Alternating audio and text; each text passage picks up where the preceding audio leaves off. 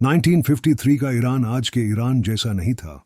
आज जब हम ईरान का नाम सुनते हैं तो दिमाग में सैंक्शंस, न्यूक्लियर थ्रेट्स और अमेरिका के साथ टेंशन आता है। पर यह रिलेशनशिप हमेशा ऐसी नहीं थी। एक टाइम था जब ईरान एक डेमोक्रेसी था।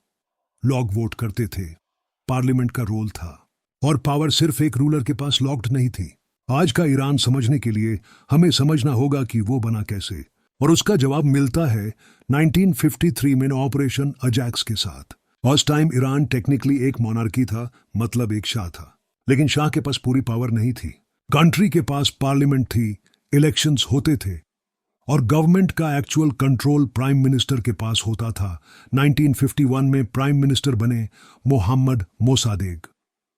मोसादेग कोई रेडिकल लीडर नहीं था, वो मिलिट्री या रिलीजियस पॉलिटिक्स से नहीं आया था।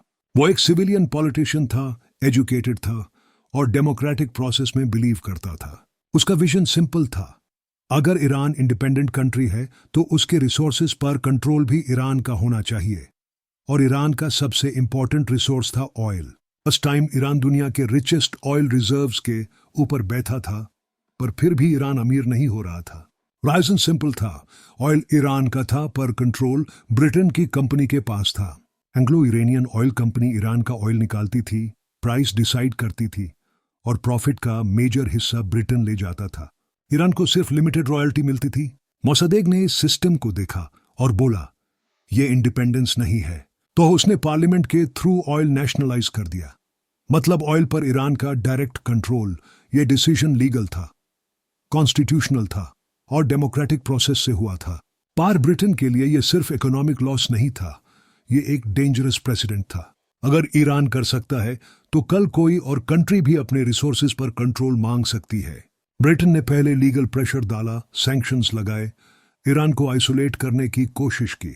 कुछ काम नहीं आया तो ब्रिटेन अमेरिका के पास गया। वॉशिंगटन में एक प्रॉब्लम थी, ऑयल के लिए डेमोक्रेसी गिराना ओपनली जस्टिफाई नहीं किया जा सकता था। बार कोल्ड वॉर के टाइम पे एक परफेक्ट एक्सक्यूज था, कम्युनिज्म। बोला गया आयरन कम्युनिस्ट इन्फ्लुएंस में जा सकता है, सोवियत यूनियन टेक ओवर कर सकता है। रियलिटी ये थी कि मोसादेग कम्युनिस्ट नहीं था, वो सोवियत अलाइंड टूडे पार्टी को अपोज करता था। ये बात सीआईए के इंटरनल डॉक्यूमेंट्स भी मानते हैं, पर डिसीजंस फैक्ट्स पर नहीं होते। डिसीजंस इंटरेस्ट और फियर पर होते हैं, और यहीं से ऑपरेशन अजैक्स का प्लान बना। गोल ये नहीं था कि शाह को पॉपुलर बनाया जाए, गोल ये था कि मोसादेग को अनस्टेबल और डेंजरस दिखाया जाए, और इसके लिए टैंक्स से पहले पैसे यूं से हुए। सीआईए ने ईरान के पावर स्ट्रक्चर को मैप किया, कौन पॉलिटिशियंस खरीदने लायक हैं, कौन मीडिया कंट्रोल करता है, कौन स्ट्रीट पर इन्फ्लुएंस रखता है।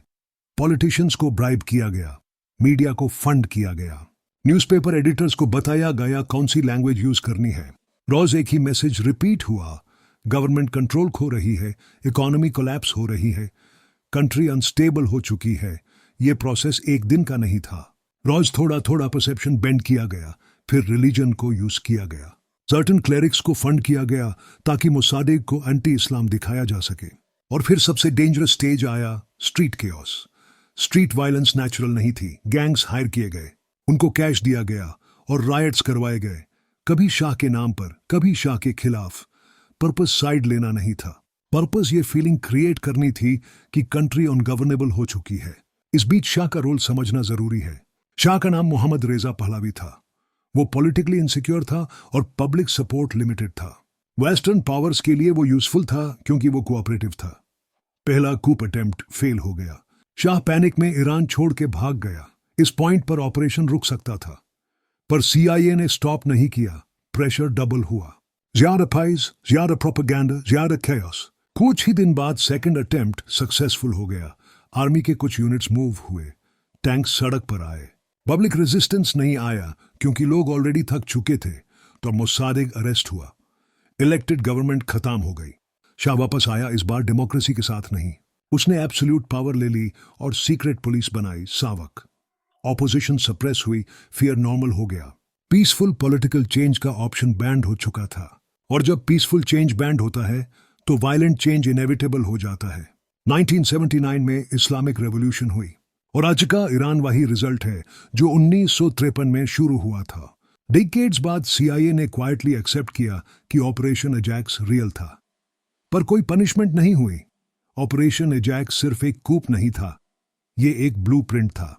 आज जब लोग पूछते हैं why do they hate the West, तो जवाब अक्सर हिस्ट्री में मिलता है। 1953 में ईरान ने सिर्फ अपने ऑयल पर कंट्रोल मांगा था, उसके बदले उसकी डेमोक्रेसी ले ली गई।